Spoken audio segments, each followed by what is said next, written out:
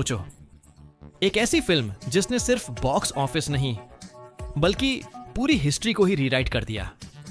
और ये कोई हाइप नहीं है, ये रियलिटी है। क्योंकि 21 दिन में जो हुआ है ना, वो आज तक किसी हिंदी फिल्म के साथ नहीं हुआ। और यहीं से असली कहानी शुरू होती है। 21 दिन, सिर्फ 21 दिन। और इस फिल्म ने वो कर दिखाया जो दशकों में कोई नहीं कर पाया। हिंदी भाषा में अकेले 1000 करोड़ का आंकड़ा पार।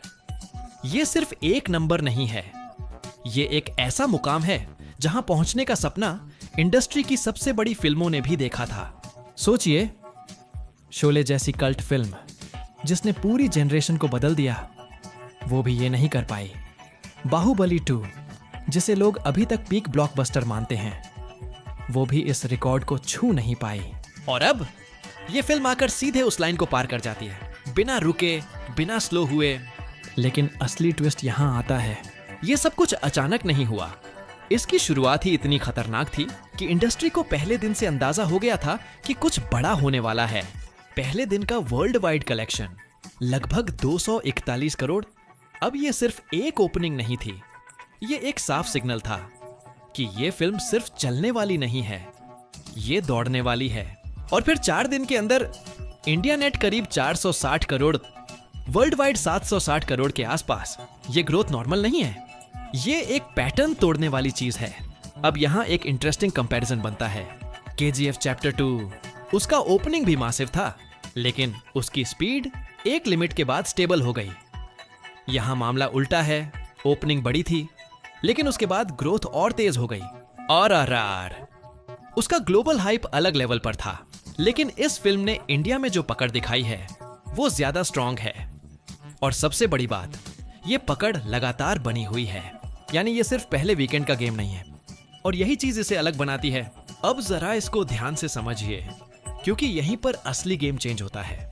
नॉर्मली क्या होता है, फिल्म पहले 3 दिन में हाई जाती है, फिर धीरे धीरे गिरने लगती है।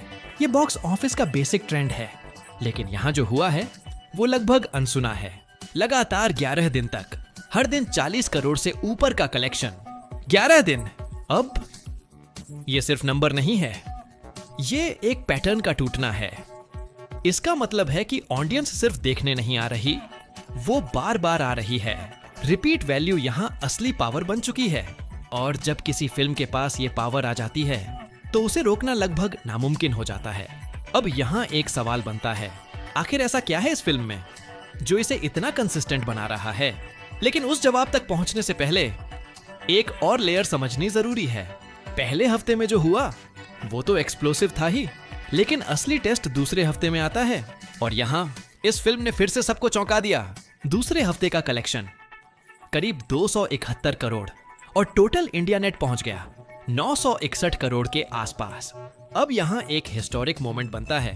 पहली हिंदी फिल्म जिसने 900 करोड़ नेट का आंकड़ा पार किया।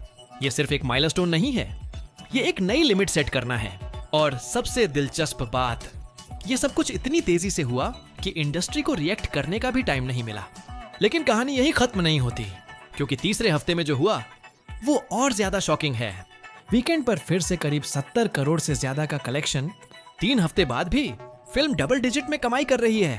अब आप खुद सोचिए, जब एक फिल्म तीसरे हफ्ते में भी इतनी स्ट्रांग हो तो उसका लॉन्ग रन कितना खतरनाक हो सकता है। लेकिन हर कहानी में एक चैलेंज आता है, और यहाँ वो चैलेंज है IPL, इंडियन प्रीमियर लीग, जहां पूरा देश टीवी और मोबाइल स्क्रीन पर चला जाता है, थिएटर खाली होने लगते हैं। और ठीक वहीं इस फिल्म का असली टेस्ट शुरू होता है।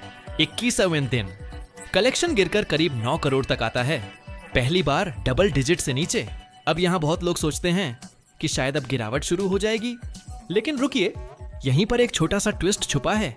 क्योंकि गिरावट के बावजूद फिल्म पूरी तरह से टूट नहीं रही। मतलब साफ है, कंटेंट अभी भी लोगों को खींच रहा है IPL के बावजूद। और यही वो पॉइंट है जहां से कहानी और दिलचस्प होने वाली है, क्योंकि अब मुकाबला सिर्फ टाइम का नहीं है, बल्कि उन फिल्मों से है जिन्होंने पहले से रिकॉर्ड्स सेट किए हुए हैं। और यहीं से अगला फेज शुरू होता है, जहां हर दिन, हर कलेक्शन एक नए मुकाबले की तरह लगने वाला है। लेकिन असली सवाल अभी बाकी है, क्या ये फिल्म सिर्फ रिकॉर्ड बना रही है या फिर उन रिकॉर्ड्स को भी खतरे में डाल रही है? जिन्हें तोड़ना लगभग नामुमकिन माना जाता था। उसका जवाब अगले पार्ट में